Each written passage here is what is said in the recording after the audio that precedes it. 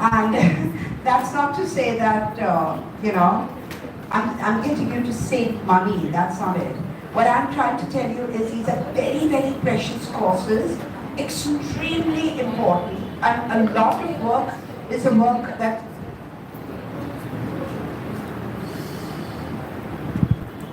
Are we okay? You need a pen, no problem. See, one thing we have to realize, young as you are, that life is not going to be a bed of roses. No relationship can be a bed of roses. Today, I'm going to do very, very soon a very major course for young entrepreneurs on relationship wellness. I'm doing courses on mindful parenting. I'm teaching courses on aging with awareness. So everywhere I encounter people, and people are constantly telling me that why is it that we have so much pain and suffering in our lives? When I do parenting, I do it with myths. I use myths and poetry for the first part of my parenting. And the second part of parenting is I've just about touched upon it and woven it into your course. But it's so powerful to understand that no relationship can be simple.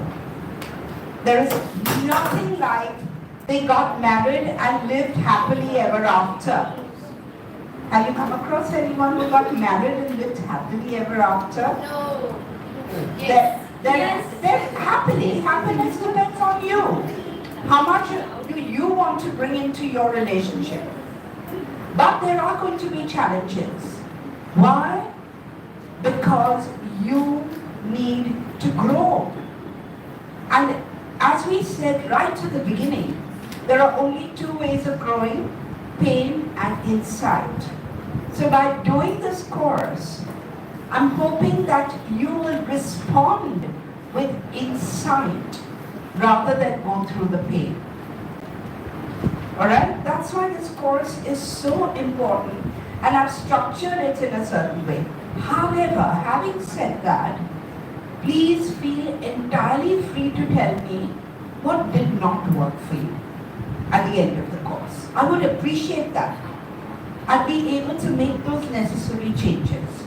So if there's anything in these 15 sessions that we have together, and today is the 5th, which leaves 10 more, so if there's anything that we've done which is irrelevant, you could have done without, tell me, because then I will be more mindful and bring in something else.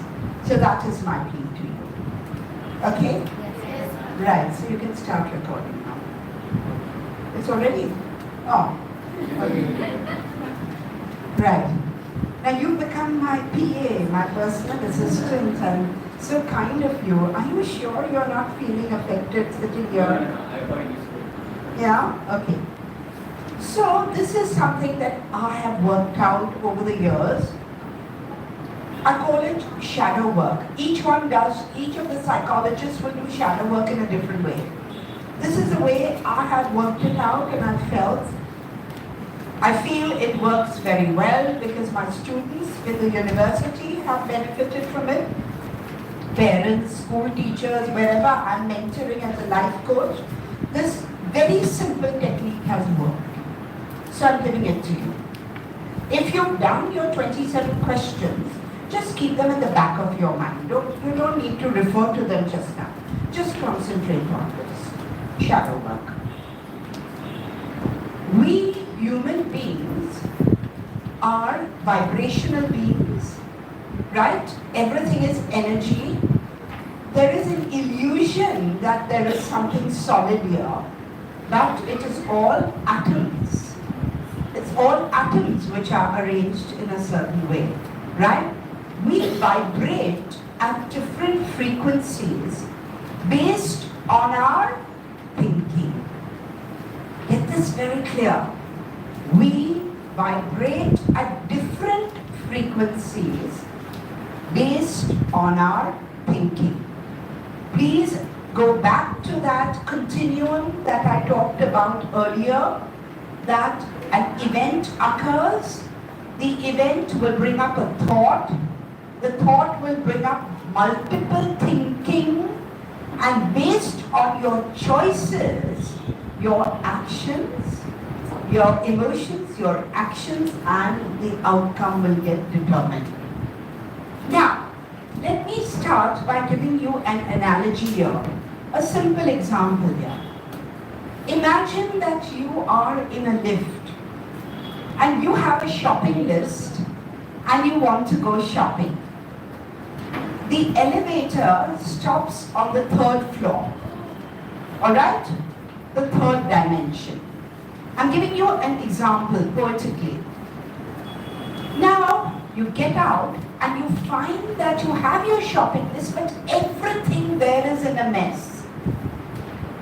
The shoes are mixed up with clothes, which are mixed up with cosmetics, which are mixed up with everything else.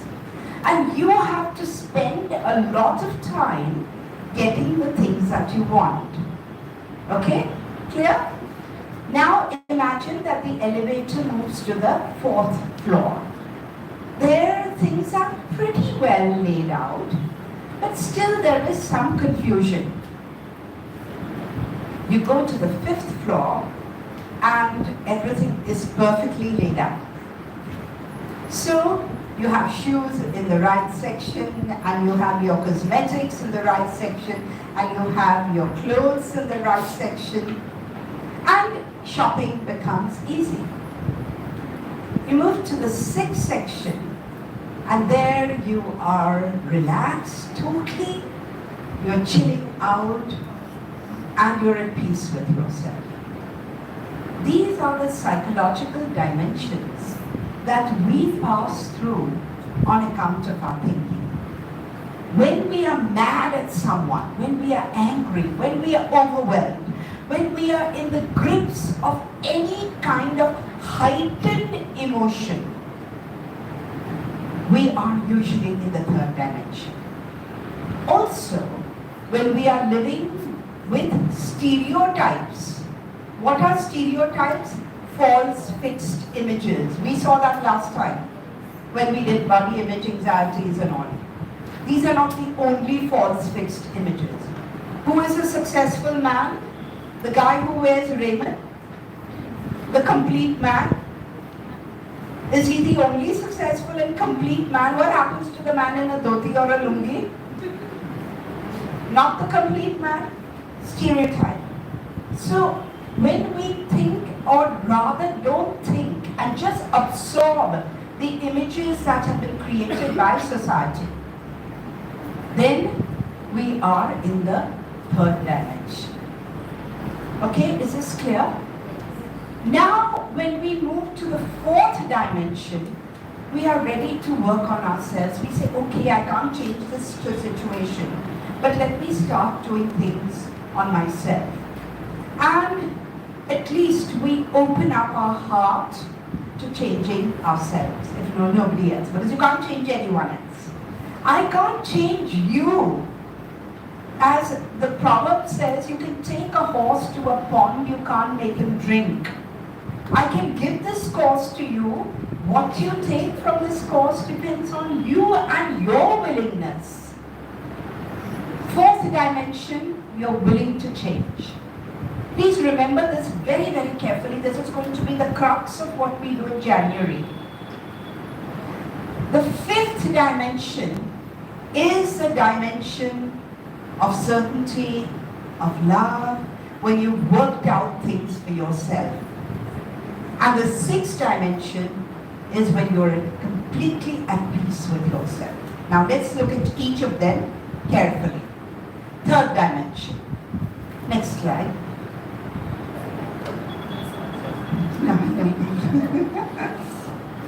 We will do shadow work in 3 stages. The first stage is called the turbulence mode. Now, even before we go any further, if we take decisions while we are in the turbulent mode, are we likely to take the right decisions? No, it's okay. Let her. No.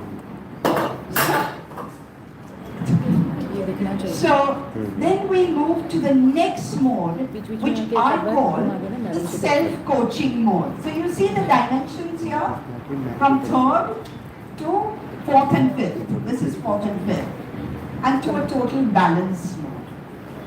So, students, who can change your thinking? Only you. I can give you the tools, but if your mind chatter is going to say, "Arey bakwas hai, I'm not going to get it out. Arey, this is too difficult. I can't do it." If that mind chatter goes on, the choice is yours. You are not likely to come to balance. In any and every situation, you can do this work on yourself. Alright? Next slide. Turbulence mode. This is your third dimension, your third dimensional thinking. All your tutu, mene, katti, battis, all this happen in this dimension. And believe me, everyone is open to it. Even if you have trained your mind to be in the higher dimensions, situations in life make you slip into the lower dimensions. But if you are aware, you can pick yourself up. I'll give you my own personal example, something that happened just last week. I am absolutely crazy about children and totally crazy about my granddaughter. I literally think that she walks on water. And she's equally fond of me. So we were sitting at a restaurant, and my daughter-in-law was very, very close to me. And we have, by God's grace, a wonderful relationship because she tells me openly, and then I, work on myself. So that day she told me, "Mommy, do you realize all the time you are petting Shania's head or patting Shania's back? Why are you doing this?" And immediately my feeling was what? Third dimension. Yeah? Being Dadi, I can't even do that. Does she have to tell me how to demonstrate emotions and my affection to the child? Now this could have become a very great Saas Bahu serial. And I felt really angry and upset, and my daughter-in-law saw that and she said, "Mom, are you mad with me?" I said, "Yes, I am, but leave me to work on myself." Then I went home and I started thinking that very often I have wondered what is the distinction between attachment and connection. And I've always said I want to feel connection with people rather than attachment. I'll tell you why. In the university, when I was very much younger, the students would come and tell me their personal issues because they felt that comfort level with me. And nothing would pass my lips. But I was so affected that even at night I would not be able to sleep thinking over their sadness and their problems. That was attachment. Though, of course, I came up with good solutions for them in most cases. There were 3 or 4 students who could phone me any time of the day or night because they were suicidal. And my family also cooperated with me. They never get in my way. So I was able to help them, but I was suffering. And I was getting burnt out. So I thought to myself that I have to remain strong in order to be able to help someone. Now, if you've fallen and I'm like this, I can't help you up. I may will myself and do it, but I will suffer as a result of it. So I've been trying to understand this difference between attachment and connection. And then I thought to myself at night, once I was home and away from the scene, that, I have a very strong connection with my granddaughter. But it doesn't have to be demonstrations of love all the time, because that would be a bit too much, really. So, and I also thought maybe she'd expect that from others as well. If I keep on doing that, she may associate that touch with genuine affection. Because I think she's closest to me after her mom and dad. So then I worked it out. I messaged her at night, hey baby, you did it again. You made me realize the difference between connection and attachment. Only I could have done this. Only I could have done this. My husband got upset. How dare she say that to you? My friend who was present said, oh, she's saying that to you because you're not giving it back to her. How dare she? I said, no, I don't see any hierarchy as higher, lower, saas, bahu. I connect with her at the soul level. So she was there to teach me a very important lesson. And I was willing to learn. That's it. So unfortunately, no melodrama. And then I went back and I told my husband and my friend that I appreciate your love for me, but I chose to do it differently. Because of which my relationship with my daughter-in-law, Touchwood, is absolutely great. Because when she does something wrong, which I perceive as wrong, I say it, and then she says, Ma, I didn't mean it that way. You know? Unless you have an openness in relationships, this is a very, very tough thing. That's why one of the Buddhist writers, Shinzen Young, says, relationships are the householder's monastery. It's tough. What do you do in a monastery? You get up at 4 in the morning and you do your prayers for 2 hours and it's, if you have that attitude that I'm Pochela, I know my subject, I know how to teach, then you're grown. Then you need your facial and Botox. The best thing about teaching, you are interacting with live minds. You're not sitting on a stupid machine all day long.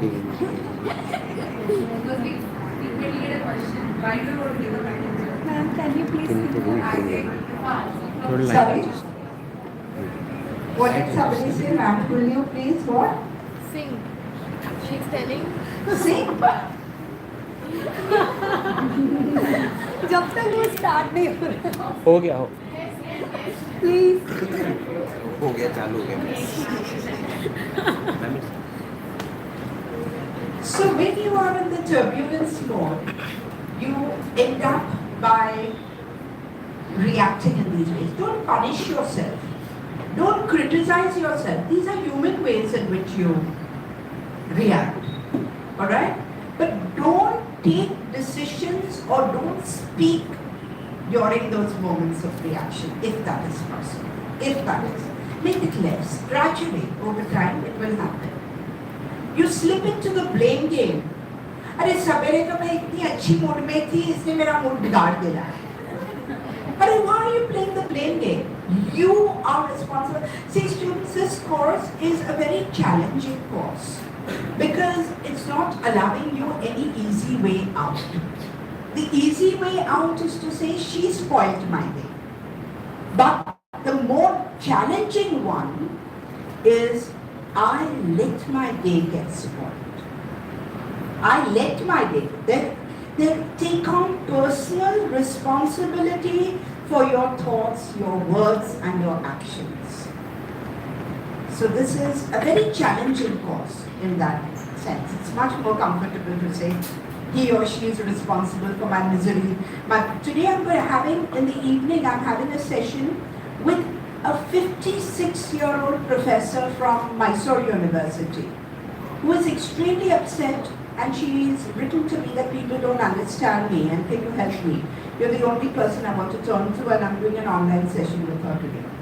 I mean, I feel so sorry. I wish these tools were given when people were younger because then you wouldn't have to go through all this jazz. You slip into the blame game. Perhaps brood or you invite others to your pity party. You don't deserve it. That makes you feel so good, you know. When we come later, we are going to do the martyr complex. I'm so innocent. I'm so good.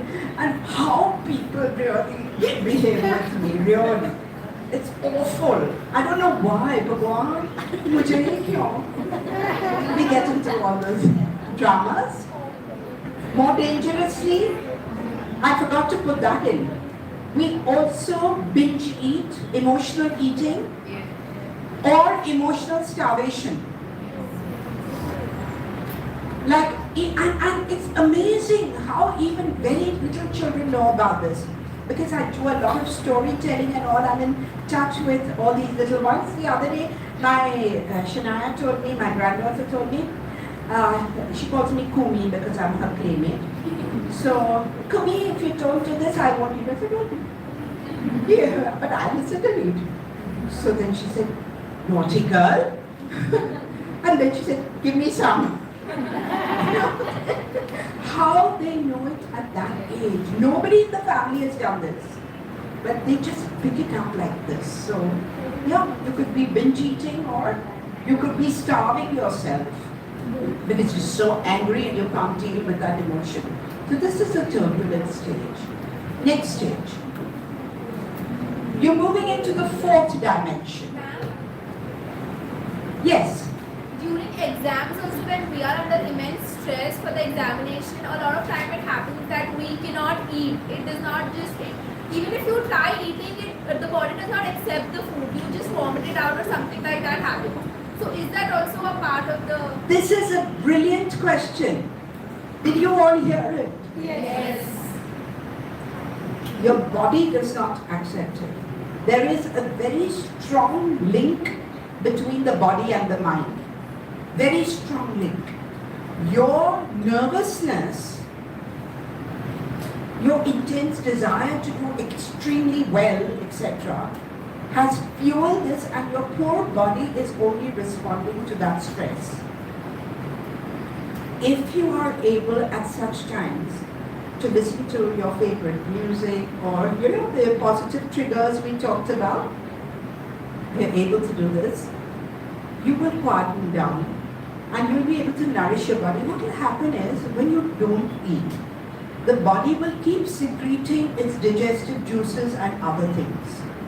And you will develop acidity and feel uncomfortable as a result of it. You don't want that to be happening during your exams. You want to be all there and in the best of health. It's again a question of mind training. I'll again give you my personal example. 1 week before the exam, any exam, I would stop reading, stop studying, go for walks. I would just have my little pointers. Every time my study habits, I've done entire courses in study skills, but I'm taught those courses, but I have just points written, bullet points like. And those papers would just be there for me to glance at once a day, and the rest of the day I would be listening to music and doing all kinds of things. On the day of the exams, when others would be going to class with their tools and trying to look up and asking me, are you prepared? I said, I don't know. I really don't know. I would have no books with me, just perhaps those sheets of paper that I may or may not glance at. The same happens even today. For every presentation, for anything that I say or speak, or even if I'm doing life coaching, my preparation ends, even for life coaching, at least 1 day before the coaching. I do other things. I watch Mr. Bean. Or Laurel and Hardy or something crazy like that, but most of the time I enjoy reading. So even in the train, for instance, though I may have come for this lecture, I'm reading another book. So I don't think about it. And that's when you are totally relaxed and you do your best. And it wasn't easy for me because I was doing my MA while I was working full time. My school in which I taught, and I started with school teaching, started at 7:20 in the morning, got home over at 3:30, after which I was told by the principal to help other students. I did that up to 5:30. And 6 o'clock to 9 o'clock, I did evening classes of my MA, went home, I would have a quick wash and my food, my dinner, after which I'd have to sit and correct books.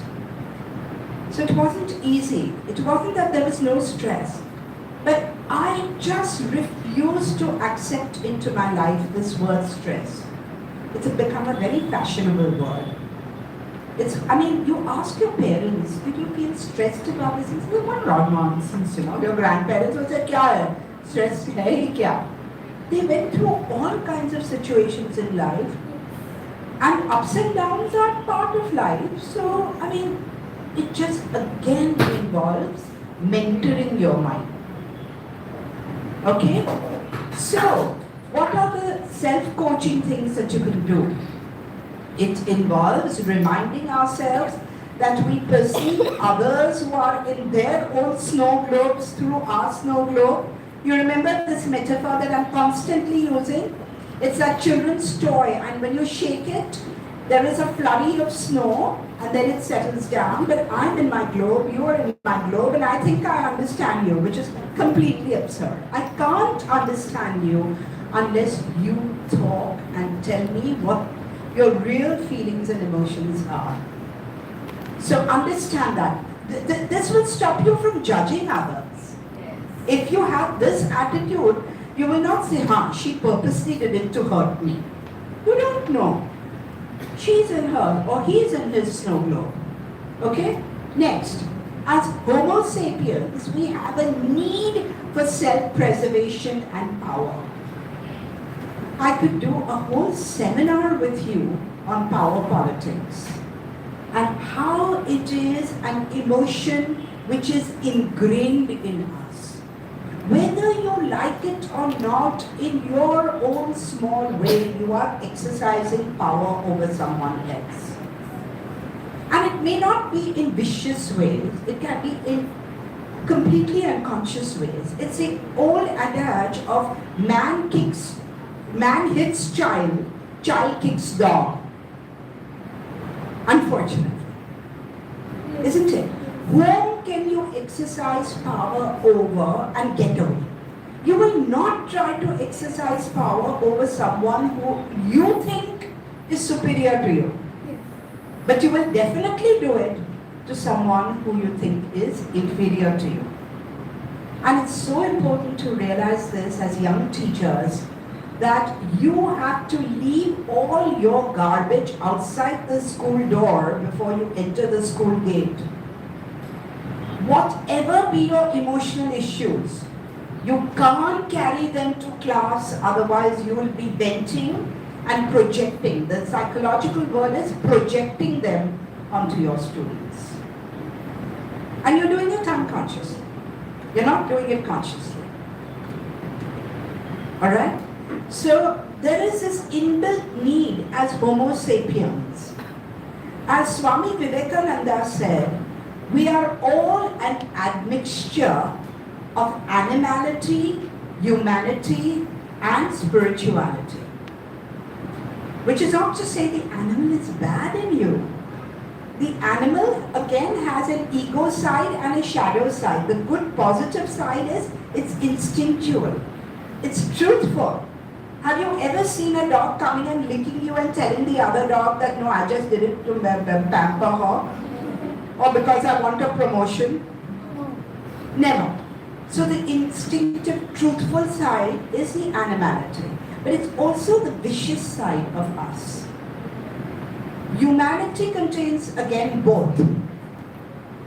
The ego and the shadow, which we'll be tackling now in January.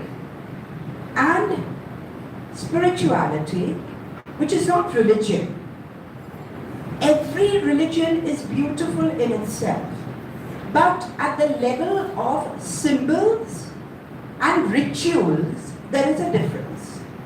Somebody may be worshipping an Om sign. Somebody may be worshipping an Allah sign. Somebody may be worshipping a cross sign. I may be worshipping white light as Aura Master. So at that level, it's all different. Our rituals are different, our symbols are different.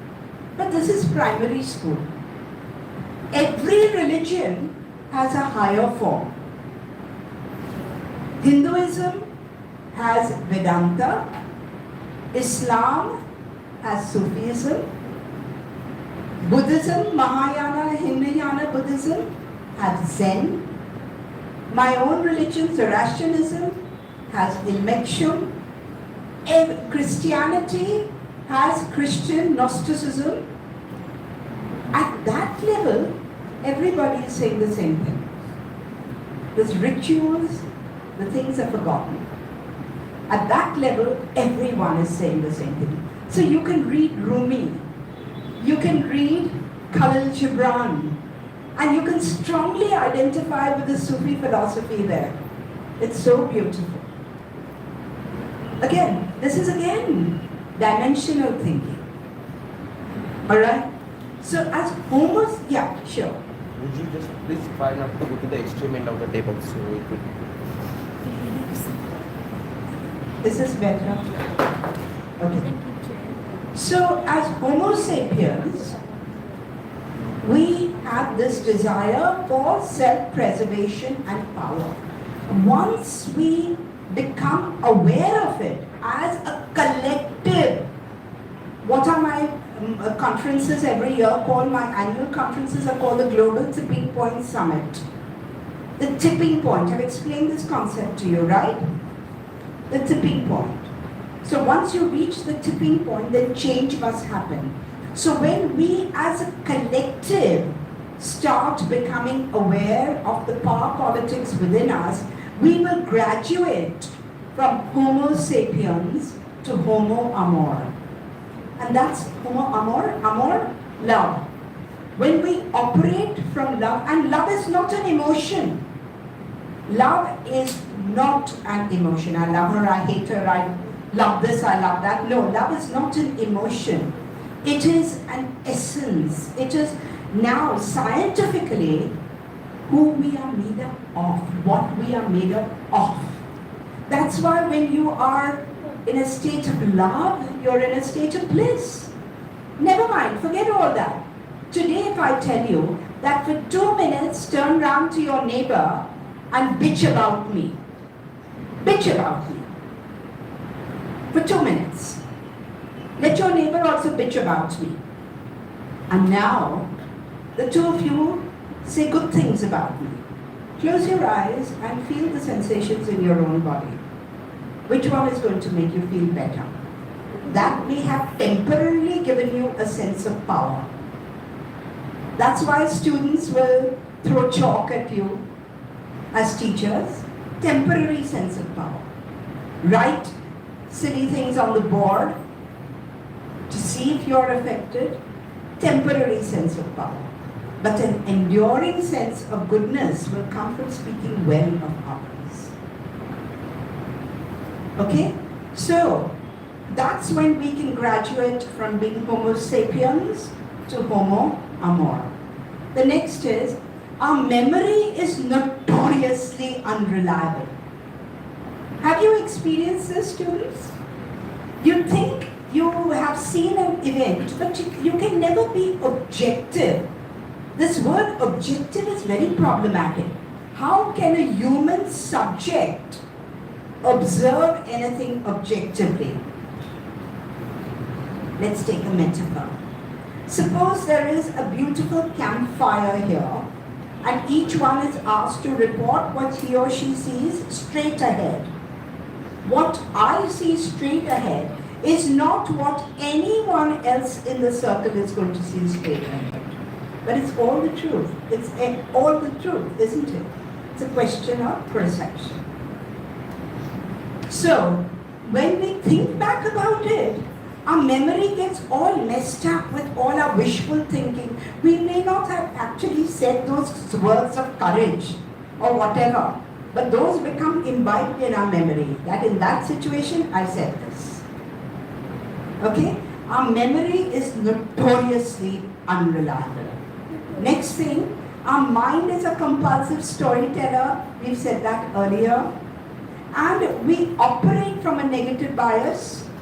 10 good things a person may have done for you, and one small thing may have gone wrong, and you'll only pick on that wrong thing. So when you realize, and now what are you doing? You are coaching your own mind. Self-coaching mode. So here you have this willingness to change, and with this we imaginatively move into our heart space and open the petals of our heart, and I'm breaking up the word review. Review. We take a second look at, review the situation. Now, balance mode. The third is when you're moving into the fifth dimension and you change your perception to change your reality. You've learned some life lessons from it, or learning life lessons, or one lesson or more lessons from the occurrence, and replacing anguish with love and equanimity. That is the best state you can be in. I gave you my own examples, right? And I'm not the only one who's doing it. Everyone can do it. If I can do it, everyone can do it. So that is when you are in control of your life. That's why the whole program is called Life Skills. It is to help you gain control over your own mind, and with your mind over your destiny. As Gandhiji had said, I've given you this quote earlier, our thoughts, our perceptions become our thoughts become our words become our actions become our habits become our destiny. That's it. So, is this simple enough? Only 3 stages: turbulent stage, self-coaching mode, and right. And I'll leave this PowerPoint behind because I actually created this PowerPoint only 2 days back. I honestly felt that you are a very receptive group. I can give you more. So this is not in your manual. So take these 3 stages down. Huh? Okay. Now go to your test of 27 questions. Do this work. If you haven't done it today, it's perfectly alright. Please do it by the 4th of January when we meet again. I'm meeting you on a Thursday, 4th of January, because you have events happening on 5th and other day. So now make a list. I've given you an example. If your ego side is equanimity, everyone wants to appear cool, right? Then your shadow side is when you lose it, rage and anger. Or you believe that life is all about being active, and therefore passivity, even meditation, stillness, quiet moments. We talked about boredom. When you do nothing, they are perceived as wrong. But both are to be balanced out. We talked about that. You want to be good looking, you may actually be very plain looking because you go by societal standards. And that's why you push it into your shadow. Successful, struggling, kind, unkind, happy, sad, pained, or depressed. Now you make your list based on the shadow work that you do, the 27 questions that you've answered.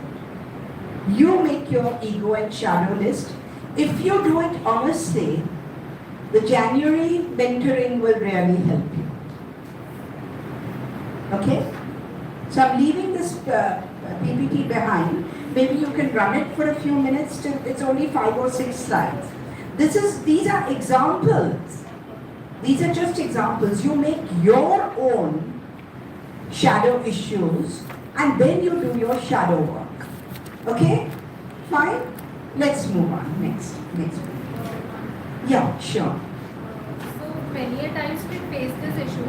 Let's say in the self. 1 minute. When somebody is talking, could we please be respectful towards that person and listen? Yeah. Like we are perceived something negative for a person, and we are not able to change the perception about that. We try a lot, many a times, but then we tend not to change, and maybe there's something negative that is took place, and we are not able to change it. So, Very good. Yeah. So what Yeah, there are two ways of looking at it. Firstly, you have to tell yourself that I can't change anyone. I can't change anyone. But I can stop myself from being affected by that person. That's the only thing you can do. And today I'm giving you some very powerful tools. And in the whole of January, I'm going to take you through the different levels of your mind till you are able to do this. Okay? Thank you for sharing. Anyone else? Yeah. Anyone else? Anything? If you have questions like this, see, they are relevant to the whole group. Yes. Sorry? Turn on the fan. Okay. So now, as teachers, we need to retell stories to ourselves. We need to replace self-sabotaging stories which damage us with empowering stories. This is a technique as a storyteller that I innovated in 2016, and I've been working with groups of children with this. Then I was told to use the same technique, and I started working with adults and even with the corporates and entrepreneurs. So it's a very powerful technique. I call it NRT, Narrative Recreation Technique. Very simple. But initially, I'll give you the reasoning behind it. Because when you say, suppose I tell you, I'm going to tell you a story. Immediately, you lighten up. Your mind gets focused. This happens to everyone. Children, adults, everyone. So let's look at the why of it. My mission. I have made it my mission to unteach children that fiction is fake. Oh, it's only a story. Fiction is not fake. Fiction gives you mirror images of life in a poetic form. That's all. Here are my new definitions. Non-fiction means learning through information, and fiction means learning through the imagination. Does this make sense? Yes. And because we get inundated in school, we are constantly teaching children. We're emphasizing information. They get saturated. Then there are discipline problems in class and classroom management problems.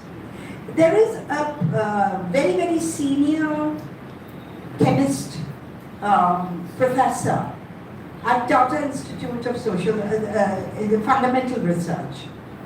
He has written stories on the 108 chemistry elements.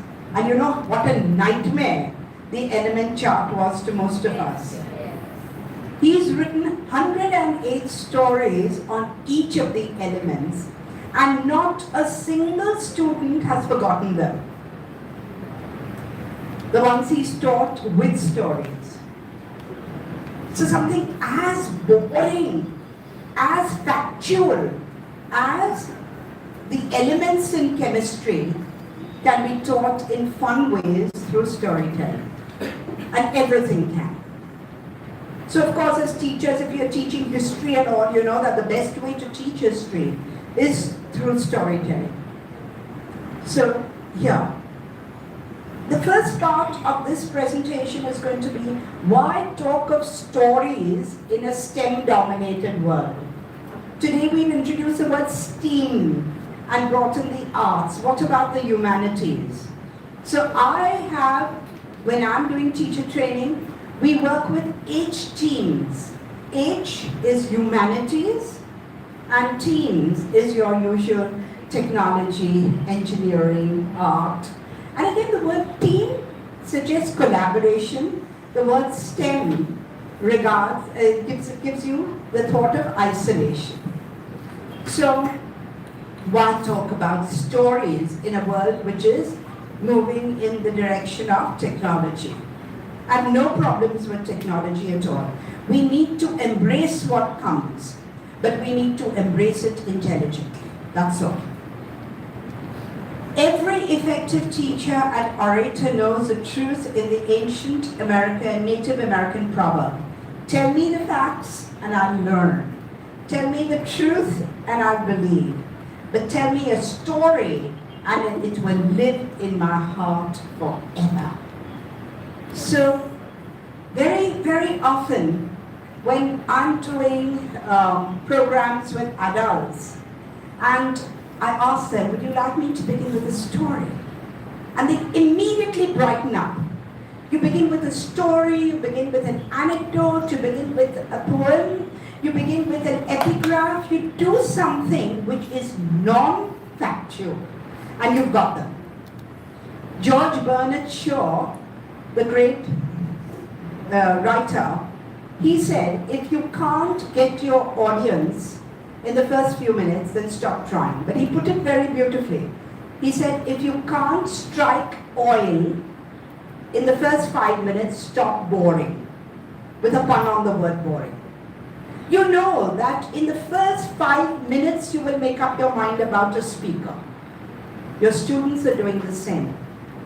In the first few moments, they will make up their minds whether this is a teacher to be liked or a teacher to be suffered. Alright? So, next. We humans are compulsive storytellers, I've said this earlier, and contemporary neuroscience identifies an actual section in the brain that is a source of familiar internal narratives that we all experience. Next. According to Antonio Damasio, the interpreter in the left cerebral hemisphere of humans is prone to fabricating verbal narratives that do not necessarily accord with the truth. This is a reminder.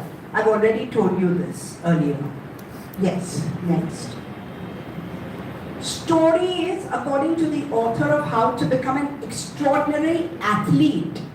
The book is on for athletes. It says, stories provide structure and direction as we navigate life's challenges and opportunities and helps us to interpret our goals and skills.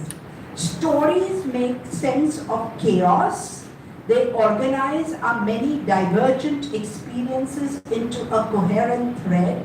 They shape our entire reality. And even more powerful, next. We humans live by narratives which shape our entire reality. Our myths are our reality. The kind of stories that we've heard. If you've heard stories about something awful, if you've heard stories about violence, if you've learned, okay? This professor of history, in his fantastic book, which I recommend to everyone, 21 Lessons for the 21st Century, he says that in the 20th and 21st century, we are experiencing a crisis of narratives. Is there something you wish to say? Yes? I'm sure you have something to say. Okay. So, the story of imperialism. Imperialism failed. That's where the story ended. Right? We found different countries, India, the African countries are all becoming independent. Imperialism failed. Communism failed. Unfortunately, the vision of Karl Marx was very, very different from the way Marxism actually occurred in the world, was actually interpreted in the world. Fascism. We saw that with Nazi Germany, and we're seeing a lot of fascism till today. And liberal democracy, unfortunately, also failed. So we are in a crisis of narratives. A new narrative which is emerging is biotechnological democracy. And that was emerging when the COVID pandemic struck. And now that narrative is also deeply problematized because we are understanding that our lives are determined literally by 1% of the population of the world, the rich and the mighty, by the owners like Elon Musk and the owners of Facebook, and we know that all of them are just in control of our lives. So now we're in a crisis of narratives. A new powerful narrative has to emerge. Yeah. The power of stories. Next. Thoughts and words create our life experience. So whether we perceive a particular situation as neutral or negative, that will translate into body chemistry. That will go through the bloodstream and determine our hormonal balance. And that will inform us, and we will be forced to act in a certain way. I don't know what happened to this slide. The words got distorted when I tried to put it on the pen drive. On my computer, it's completely fine. Anyway, carry on. So, in a very biological sense, your thinking is going to really condition the way you act. Next. Science tells us that our unconscious is almost entirely formed between the last trimester, when you're in your mother's womb, the last 3 months. From the last trimester in the womb to age 7. After that, only 5% of our daily thoughts and actions are controlled by the conscious mind. We will be doing the conscious mind in January. Whereas 95 is controlled by the unconscious mind. Now when it remains unconscious, you have no control over it. But the minute it's brought up from the unconscious to the neofrontal lobes and becomes conscious, you can deal with it. So this entire program that we are doing is designed to do only this. Only this. And your unconscious is formed in a different way from my unconscious. There's no one way in which. Each and every one has a different personal unconscious. That's why you need the tools rather than instruction. There can't be an instruction here. Okay? Next. Evolutionary stories can help us transition from caterpillar to butterfly consciousness. What does a caterpillar do? It gorges and it gorges and it gorges and it eats and it eats and it eats. And it can't eat anymore. The cocoon is formed, and then out comes the free butterfly. So how can we tell the kind of stories through all the things that we do, which will transition from caterpillar to butterfly consciousness? I'll do that now with you. Yes.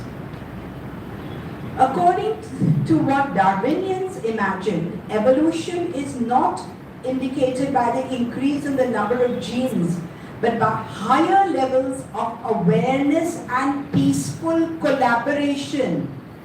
Peace indicates evolution. Violence is devolution.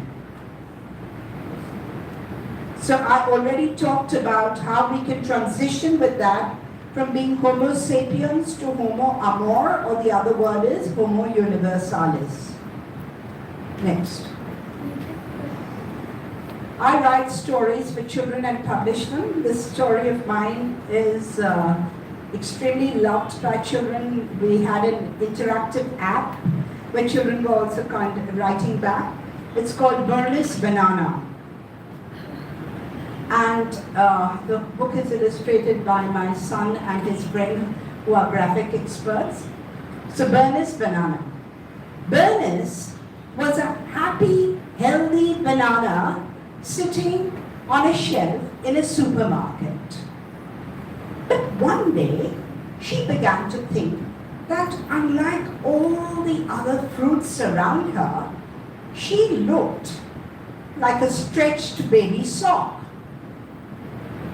Why can't I look like the beautiful fruits And then with the graphics show that the apple looks like Angelina Jolie with a pout, and each of the fruits is made to look like that, which children would recognize. Why can't I be red and beautiful looking like Angelina Apple, or wild and wacky like Olivia Orange, so she's made to look like Olivia Newton-John? Or, and it goes on, the different fruits. Or smooth and sexy like Melissa Mango. And she gets very miserable and she gets more and more miserable. Suddenly, the shopkeeper came there and put a sign in front of her. The sign was only for her. Eat bananas, stay healthy. Bernice's face lit up with a smile. Thank you, God, for making me a banana. Very simple story. And I do this with children, and children are constantly saying what they want to be and what they are not. And that, like Bernice, it's just so easy to be happy with what you are. Because if Bernice wants to imitate, and if she tries to imitate any other fruit, she will fail. Or she'll be a second-rate fruit. No problem. She'll be a second-rate fruit. But if she's herself, then she will live her best life. So these kind of stories are evolutionary, empowering stories. Next. Can words transform our thoughts and feelings? Can words transform our thoughts and feelings?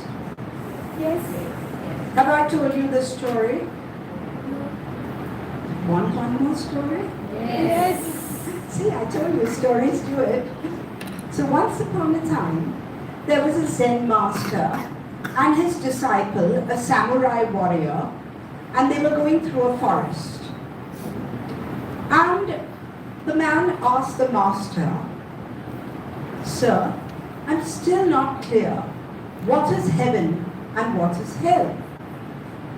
The master looked at him and said, "A lout like you? You think you'll realize that?" Enraged, and he unsheathed his sword. How dare you say that to me?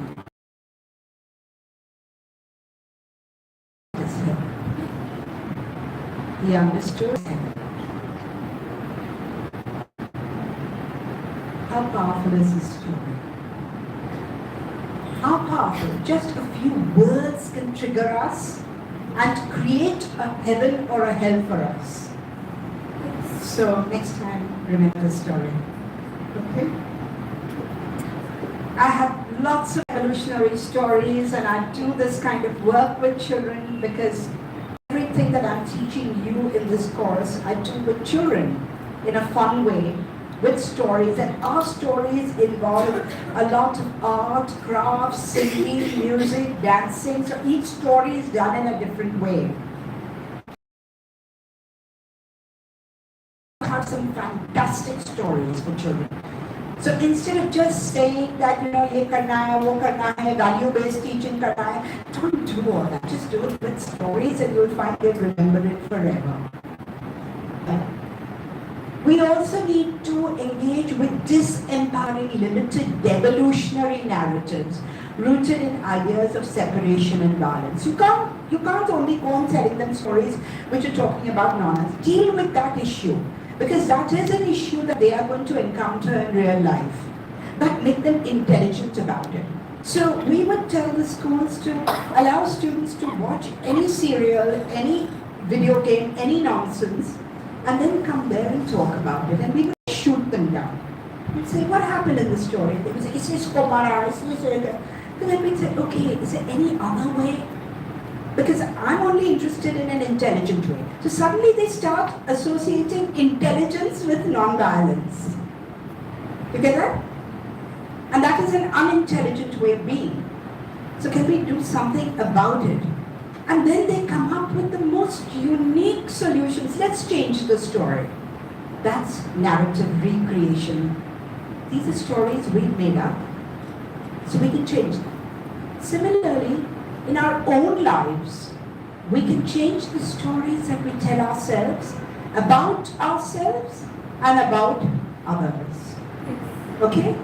So don't run away from those stories. There are lots of parents today who come and tell me that as a storyteller, do you think we should tell our children stories about Cinderella and Snow White? Why not? Can you keep them away from anything you perceive as wrong in society? No. Make them intelligent about it. As I did last time, I told you the story of that little child and what would Cinderella, Snow White have done if she was chocolate brown. I told you that story, right? So you change their thinking. You don't say don't read it. You don't censor it, because anything that is censored becomes unusually attractive. We know that. That's human psychology.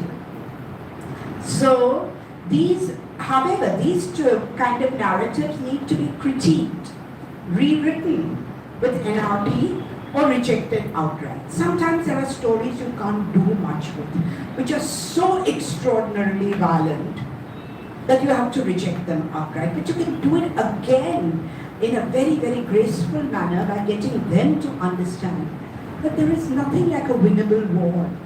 There's nothing, nobody wins a war. Everyone loses.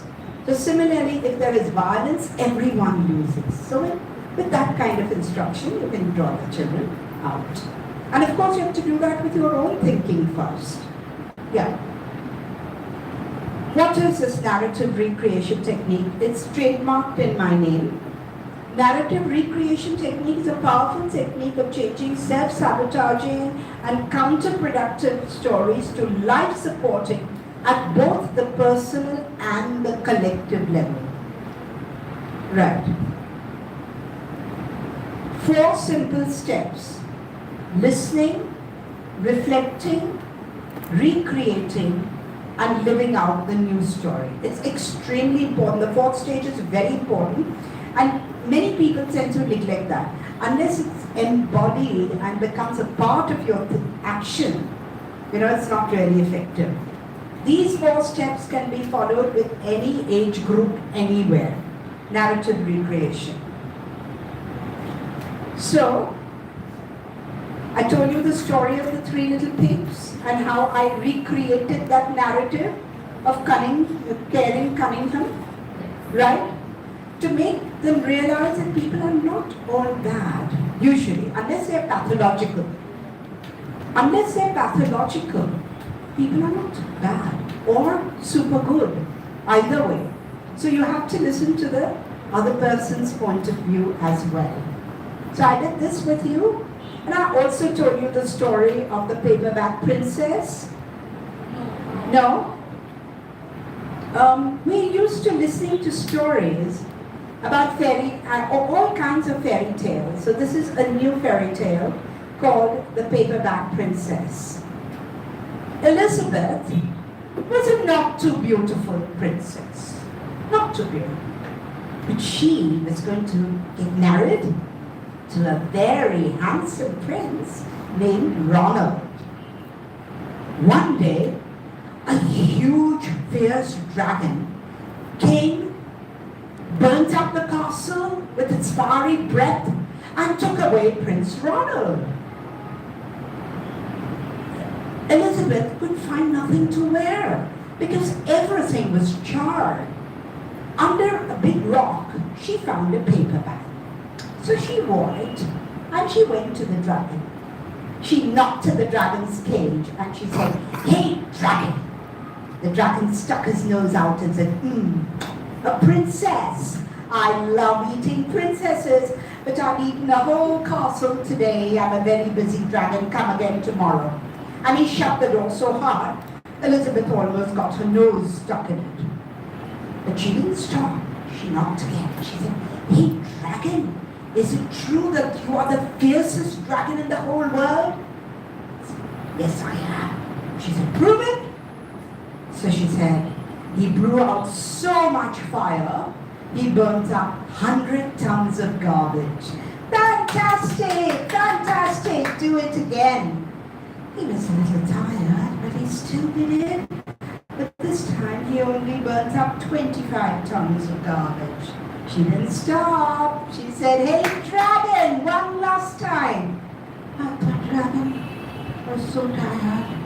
He didn't even have enough fire to cook a meatball. She didn't stop. She said, "Hey, dragon, is it true that you're the fastest dragon in the whole world?" He said, "Yes, of course I am." "Prove it." So he ran around the world and he came back in 1 hour. "Fantastic, fantastic, do it again." He went round the world. He came back in 4 hours. He was very exhausted. She said, "No, one last time, dragon." He went round the world and he came back in 10 hours and he was so tired that he went off to sleep. Elizabeth tiptoed.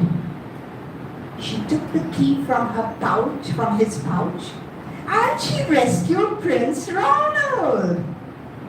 Ronald looked at her and said, "Hey, Elizabeth, you're supposed to be a princess and you're wearing a dirty old paper bag and your hair is all disheveled. Come back to me when you are dressed like a real princess." Elizabeth said, "Ronald, your hair is still neat, your clothes are good, but you're a bum." And they didn't get married happily ever after.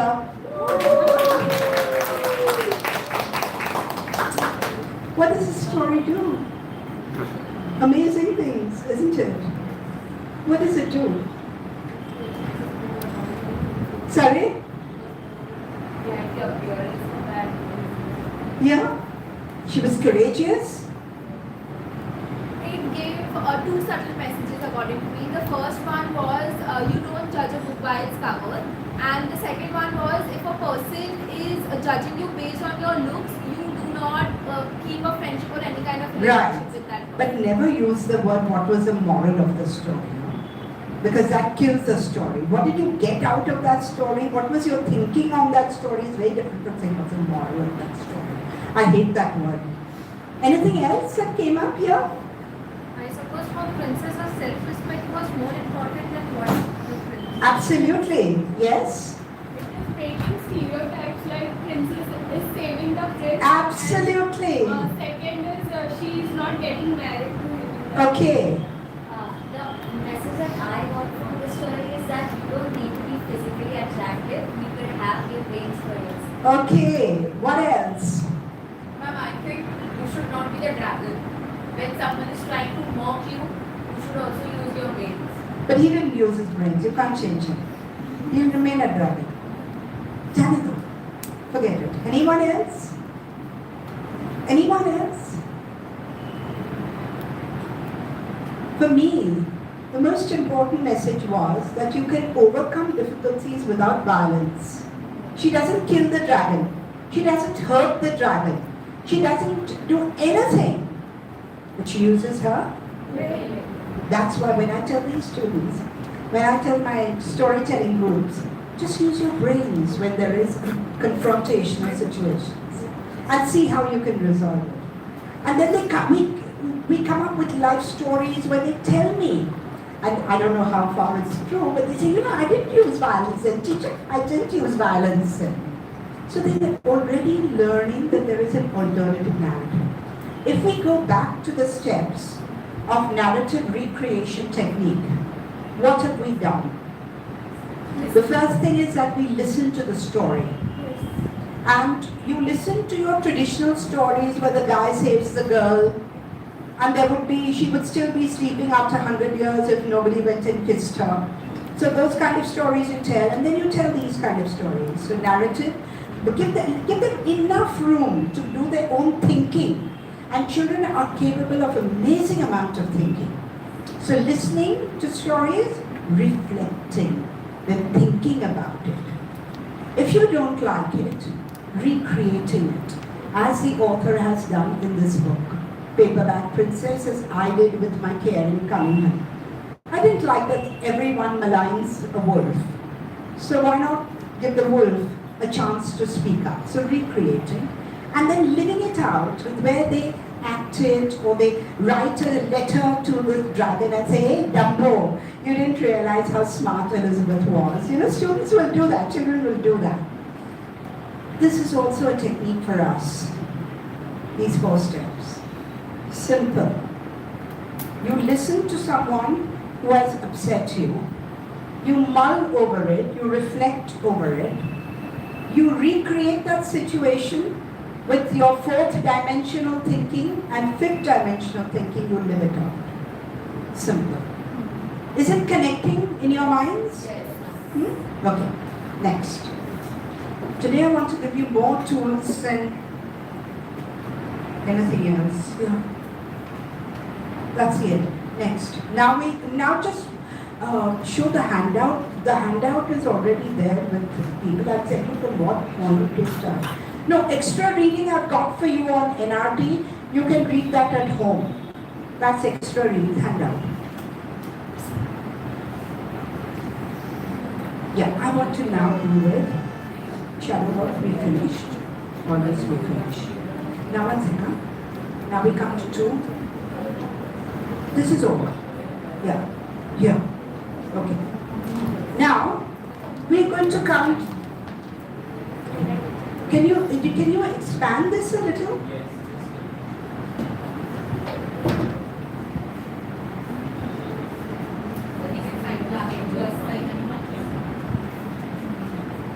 Do it 1 page, no? 1 page at a time.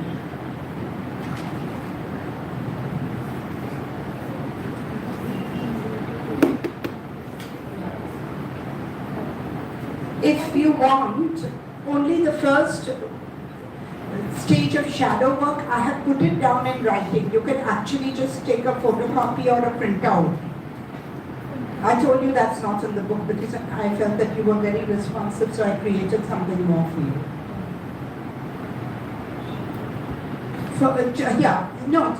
Yes, this one. Choosing empowered Socratic thinking. Thinking with Socratic questioning. Yeah, okay. That's it. Don't go further. Yeah. Now, we're going to do a very, very powerful technique. The earlier one was NRT. This is called the work. I am going to give this book to Siddhant. And Siddhant, I've requested him to take pictures of the entire book and to send it to you as a soft copy. Send it to me also. I don't have a soft copy of it. Next time even I can do that. So this is precious. If you like her and if you want to use this technique, you can go to more books by her. Her name is Byron Katie. And she is a California-based writer. And she's a psychologist. And this woman was literally down in the dumps. She was detected with cancer. She was absolutely at the lowest ebb possible when she picked herself up and then she is given this technique to the world. This is not new. It's actually Socratic questioning. You know that the great Greek philosopher Socrates, he did not give answers. He asked questions and he made you think. I'm going to leave this book with him. And with this is a separate card on how you can do it with somebody else. Now, when you are working with Socratic thinking, these are the steps. Now, again, the information part of it may become boring, but I will illustrate it through her own story called Tiger, Tiger, Is It True? I told you that story in brief that day. So, firstly, the minute you have a disempowering thought, come on, students come up with disempowering thoughts. I cannot do it, or something like that. Come on. Sorry? I'm not good enough. Okay, let's take this. Who said I'm not good enough? Wonderful. So, challenge this with, is it true? The past is gone. I can't change it. Alright? So is it true of me now that I'm not good enough? What does this enough mean? Next question. Is this the best way for me to good enough? Okay, that's the first. Next, consider alternative perspectives. Is this the most empowered thinking that I can choose from the outcome I want? That whole continuum, multiple thinking and all, which I'm reminding you even today.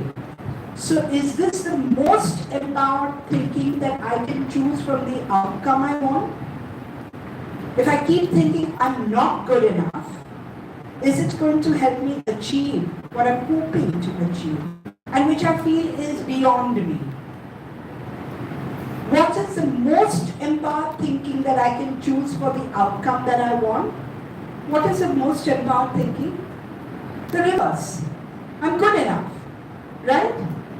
As against I'm not good enough, you flip it to I'm good enough. Next, try this for 21 days minimum, but ideally speaking for 63 days. Why 63 days?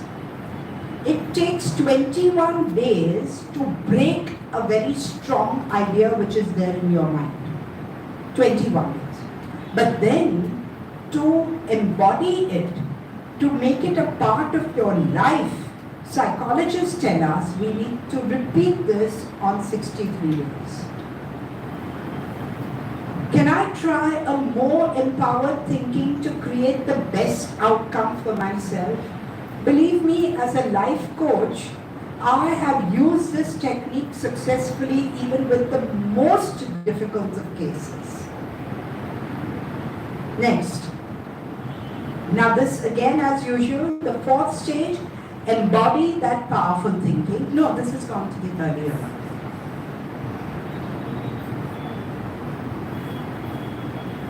Yeah. Embody the powerful thinking. Can I try this new thinking to experience what it feels like? So if you tell yourself, I am not good enough, how does your body feel first? Stressed. Your mind? Desolate. Yeah? So if I can just hypothetically change it, how am I going to feel when I say, I am good enough? You see, there is a strong, most important thing you have to keep remembering is that you are not the body. This body is an illusion. You are a conglomeration of energy. So energy can be shifted. What did Einstein say? Energy can never be destroyed. It can only be recreated. It can only manifest in a different form. It can't be destroyed. So, when you are changing your energetic signatures by changing your belief, you can change your life. Right? Now, I'll again demonstrate this with one of the most delightful stories written by the same author, Byron Katie, called Tiger, Tiger, Is It True? I told you the gist of it. I'll read it out and I'll show you the wonderful illustrations here. At the beginning, Byron Katie has a note for the reader. And she says, the work, I just told you that this whole thing is called the work. Her process is called the work. The work which forms the basis of this delightful story is a way to identify and question the thoughts that cause all the suffering in the world. It is a way to find peace with yourself and with the world. The old, the young, the sick, the well, the educated, the uneducated, anyone can do the work. So now let's start. One morning, Tiger got out of bed on the wrong side. Don't, he said. It's going to be one of those days. And he was right. What happens in the picture here?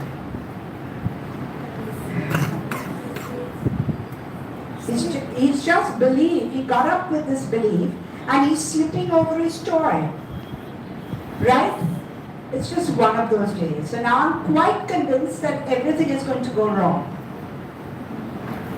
At breakfast, noticed he heard his parents arguing again. They paid no attention to him whatsoever. I might as well be a ghost, thought Tiger.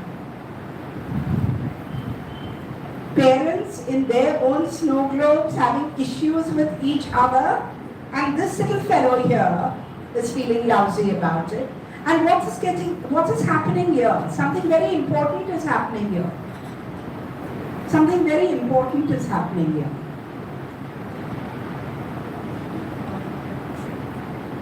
He's getting a confirmation that his belief is right.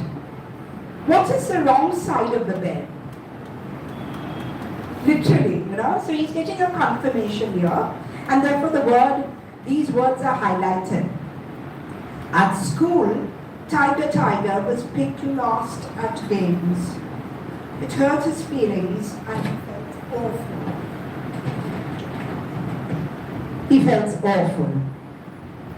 What's happening here? You have these children's games or even at parties where you select your partners and he didn't get selected. So how does it make that person feel? The one who didn't get selected. I'm not loved. Again, a confirmation of that belief. So as I said, when we live in the third dimension, our energy is so heavy vibrationally that we are attracting that kind of situation to ourselves. You've heard of Rhonda Byrne, The Secret, right? And Rhonda Byrne made it seem as if the million for a lot of people. And some people secret felt that depression and sometimes even a mental breakdown. They were not able to raise their own bodily frequency to that level to be able to attract the right kind of things. And that is what Rhonda Byrne is not talking about in the book. She's making it seem you do a vision board, you do your affirmations and everything will be hunky-dory. You get what you want. But in order to get what you want, you have to prepare yourself. Can you write a B.Ed exam without reading a single note, looking at a single book or attending a single lecture? And just sitting at home and saying, I'm going to pass my B.Ed, I'm going to pass my B.Ed, I'm going to pass my B.Ed. You can't, it's the same thing here. So because his own energetic frequency is so low, he is attracting these kind of horrible situations. So nobody plays with it. Then,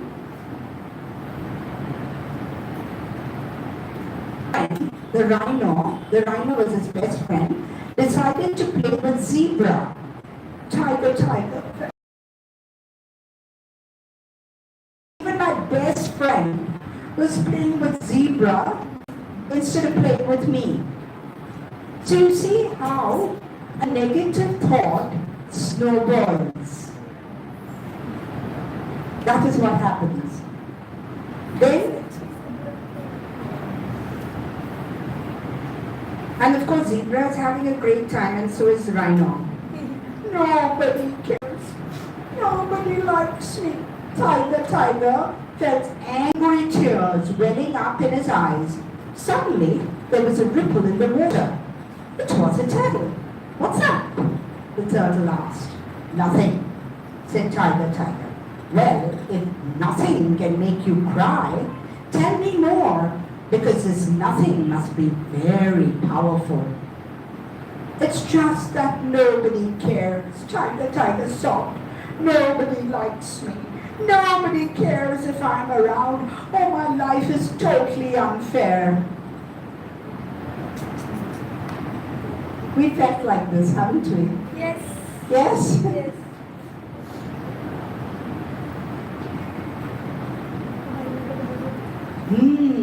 Said the turtle. You say that nobody cares about you and nobody likes you.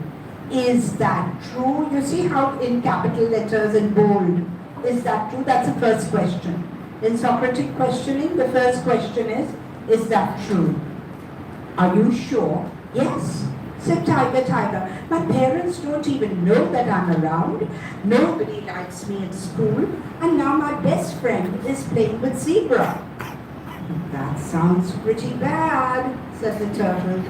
But can you absolutely know that it's true? That there is nobody in the whole wide world who cares about you? Tiger thought for a minute and realized he couldn't be absolutely sure. No, I can't, not really. So, it's not that nobody cares about you or likes you, is that right? Asked Turtle. Okay?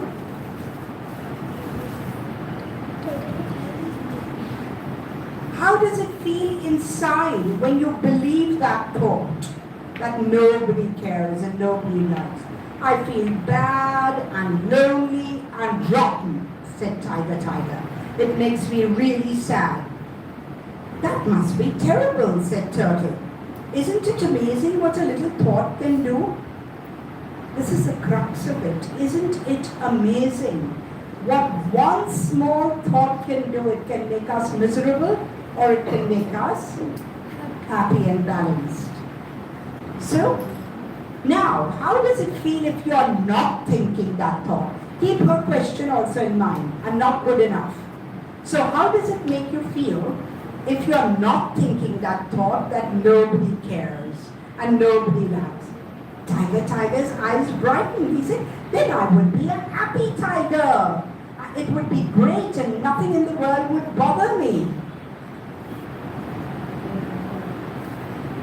Tiger paused for a moment. It's amazing, he said. So it's not my parents, it's not my friends, it's just my thinking. Wow, that's cool. You got it, said Turtle. It's only your thinking. Now let's try and turn it around. Turn it around? Tiger thought for a moment. Somebody cares and likes me. Yes, said Turtle. Could that be true that somebody thinks and they like you? Tiger didn't have to think for long. My parents never forget my birthday. They take me on great vacations and they give me the best hugs in the world. What's happened already? He started changing. How about your best friend? The rhino asked Turtle. Can you find 3 examples? Yes, said Tiger. He saves a seat for me on the school bus. We are great gaming buddies. And he says he really likes to jam with me. Okay? And at school, now what about school? Turtle asked. Is there anyone who likes you there? I think my teacher likes me. She loves my drawing. And Rhino wants me to sit next to him at lunch. And Elephant always tells me her secrets. They all like me a lot. How about another turnaround?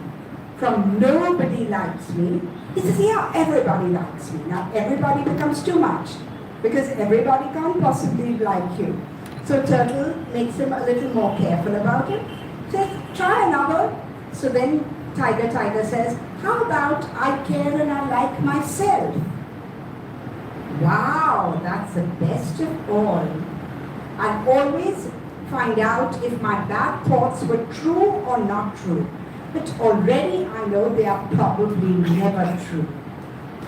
Turtle says, amazing how clever little tigers are these days. When we do this kind of work with children, we are teaching them exactly what I'm teaching you. And we're doing it in a fun way. And even you will remember it better, Socratic thinking, with the story more than the information part of it. If you are interested, she's written a fantastic book called Loving What Is. Loving what is, whatever is, you learn to love that and you learn to live with that. Yes. So that's a great book. But if you're just interested in the essence is captured in this and in this story. Any questions about NRT or the work? These are tools. You select what you want. I'm going to lay out a buffet dinner for you.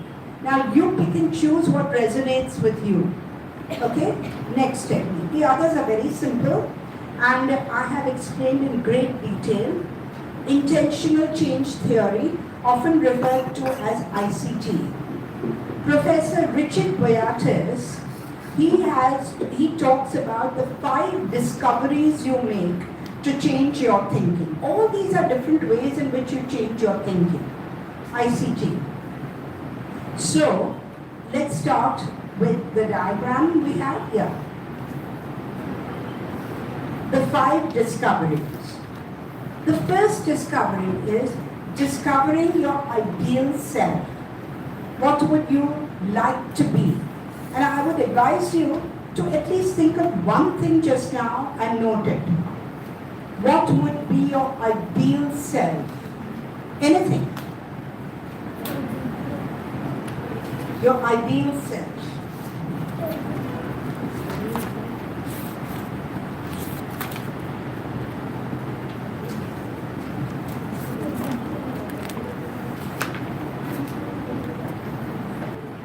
Next, discovering your real self, what you are in reality just now. Between your ideal state and your real state. If your ideal state is getting a gold medal at the BEd, and your present state is that there are several people ahead of you, there is a gap between the two. You've seen the gap. Then you create your own learning agenda. What can I do to bridge the gap and to move from my current self to my ideals? Okay? As simple as that. Then experimenting and practicing the new habits for how many days did I say? 63 days. So don't give up. Don't say I tried it for 3 days and it didn't work. It's not going to work for me. That will again become a belief. There'll be no truth in it. So give it a try. And I'm going to come to how to change your habits with James Clear. Then developing, this is very, very important, developing resonant relationships. Developing relationships with people who will support you in achieving your ideal self. For everything and anything, you can do this. Very simple stages, and I've spelled them out also later after the diagram. Discovering in any situation in life your ideal self. Then, what is your current state? He calls it real. I prefer to use the word current, it makes it more clear. Then understanding the gap. And you create your own learning agenda. What do I need to do? If I want to serve my rural students, as I do, my teaching methodology is supported in 30 villages. It's gone to 30 villages. Now, I can't say that I'm going to get up late. I can't do that because I never get up late. That's a different story. But I can't say I'll get up at 10 o'clock and then I'll see what to do. I have to decide that in order to reach Ganesh Puri and the places I go to, Vikramgarh and all, I need to get up at 5 o'clock, 4 o'clock. Be ready for the transport which comes at 6. So that by 9, I'm at Ganeshpuri, I'm ready and happy and completely composed when the students come in, when the teachers come in. I can't say that I'm used to getting up at 10 o'clock in the morning, so I'll get up at 10. I can't. I have to create my own learning agenda. Then you experiment and practice it for a few days. And 63 days is what? Just 2 months. A little over 2 months. And then develop resonant relationships with people who will support you. Alright? Fine. I've described the whole thing now. You know, most of you may be familiar with SWOT analysis. Yeah, so this is a very, very different form of SWOT because it tells you how to work on your weaknesses. Right? Okay, so this is a complete description. Now we come to, I've given you a YouTube short video of 6 minutes which explains the whole thing again. It's all there in your journals. Huh? Any problem? Any questions with it? Would anyone like to share if you've written these 5 stages or if you worked on these 5 stages while we were talking? Your ideal self, anyone would like to share what the ideal self is? Yeah? Even if I achieve a lot of things, I want to be full of myself and always down. Excellent, excellent. So even if I achieve a lot, I want to remain grounded, I want to remain humble. Now, next step, what is your current state? Still developing learning. Yes. Third stage, what learning agenda are you going to create?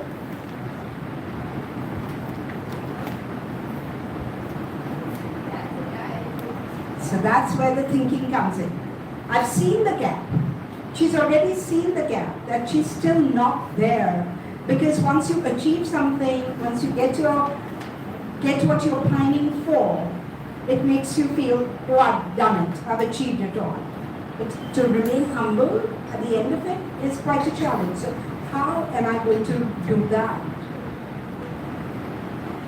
My great-grandfather was an internationally renowned scholar of 35 books. And in 1909, he did his PhD from Columbia University and traveled the world 5 times. And people would think, oh my God, he's done so much in life.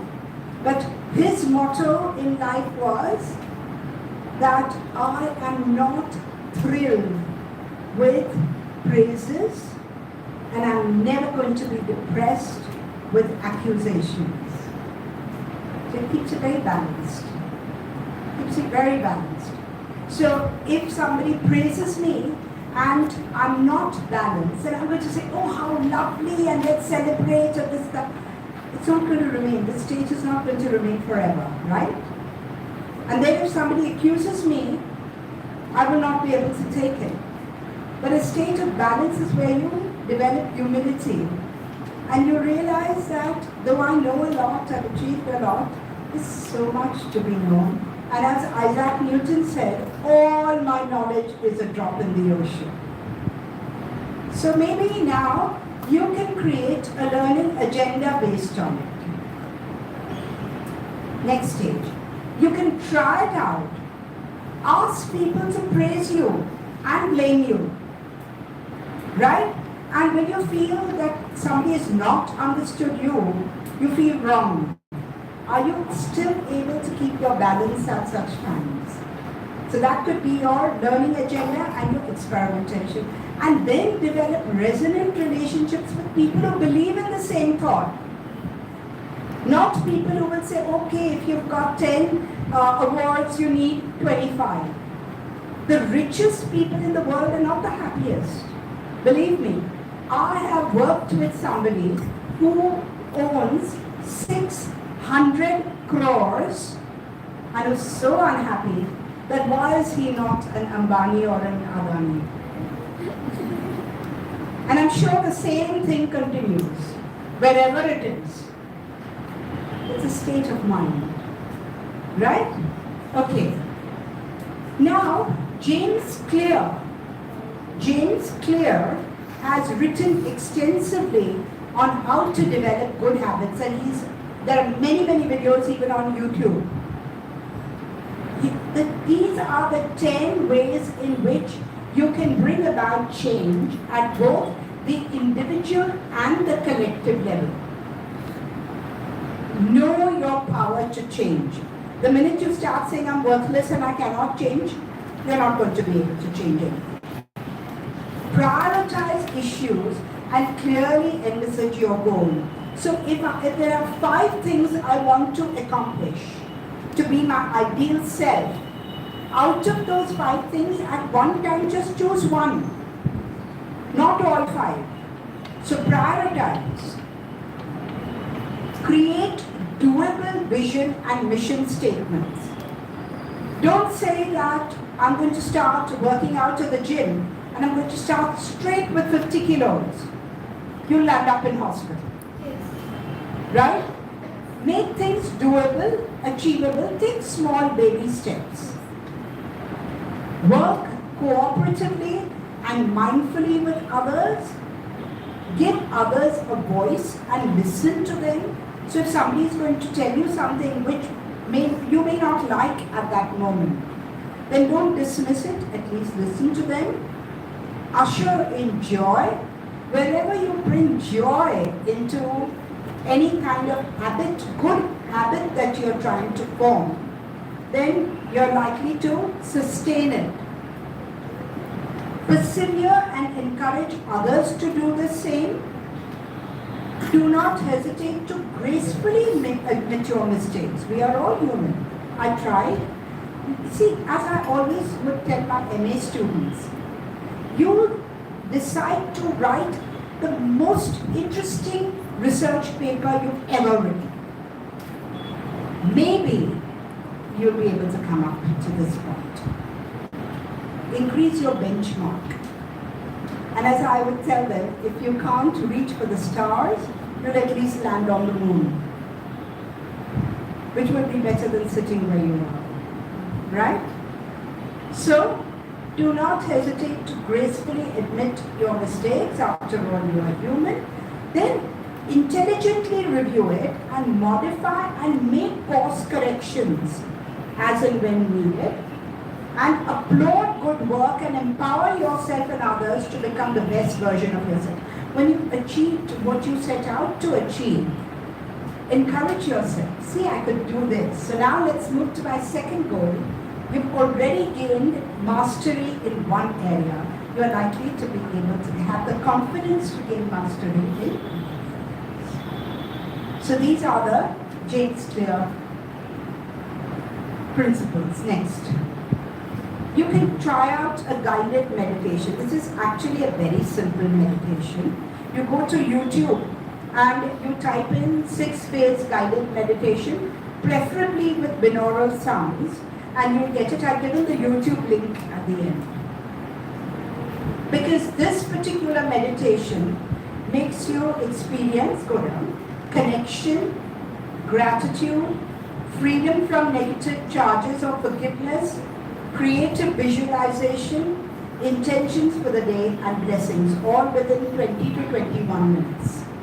So if you like, you can do this. You can combine some of these techniques. You can try out only one technique, whatever works for you. But the purpose of this session is only to show you that you can control your lives. Right? Unless there is a biological problem, a chemical imbalance, which is rare. Apart from that, you can really manage your life. So all that we've been doing up to now, in summary, you can turn it off. This ends the first part of what we set out to do. Now do you realize how important social, emotional and ethical learning are? And you also realize that now, having done this course, you will be able to manage yourself better, you'll be able to manage your students better. We've done mind chatter, fear, boredom, body image anxieties, all kinds of things. And any other negative emotion can be tackled in exactly this way. Right? But you should have the will to admit that it is not doing me any good, it's not doing others any good, and have the willingness to change. And then there are tools and techniques for you to change. Any responses to today's session? Before we wind up, we have 2 more minutes. Any responses to today's session? Yeah. I think the main idea that I got through this is that often looking at the perspective of when something unhappy happens, the best way to go about it is not by trying to accept just the outcome on the bad side, but the best way to tackle it is to think positively what can be done. And I think that's the most important thing that I learned today, that okay, just think about the perspective and try out the positive perspective the first. That's very interesting what you said. You don't only start out with the power of positive thinking. Because don't say, I'm pushing my negative thinking under the surface, under the carpet. No, you look at that as well, but you make a decision that you're going to change. Thank you. Any other response to today's session? Yeah. I think the thought that comes to me is the reinforcement of speaking peacefully yet powerfully.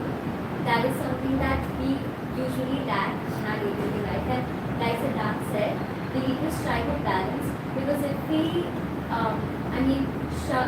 just put every negative thought under the rug, it's later going to erupt in a much more bad way. Yes, So much rather more it's- disgusting, and you may not be able to control it. Yes, so it's more about acknowledging the feeling of negativity and then thinking of ways how I can turn this into a positive. Absolutely. Absolutely. Yes. Whenever we feel we are not good at something, our mind automatically sleeps. And whenever we feel we can do it, we are good at it, we come up with creative ideas. Yes. Yes, you're absolutely right. How interesting. Anyone else? Was it a meaningful session for you? Yes. Alright, now what we are going to do in the next 2 classes is we are going to map our progress in 4 areas, main 4 areas of our life. Physical wellness or health. Next, relationships, the most tricky. Career and wisdom. Are we going to live our life with wisdom, or with knowledge, or with mere information, or merely absorbing what society gives us? We're going to look at that. And we are going to create diagrams where we are going to map the progress we make. So just as a progress report is important for us as students, similarly a progress report is important for us as spiritually and emotionally and ethically intelligent human beings. Those will be the next 2 sessions.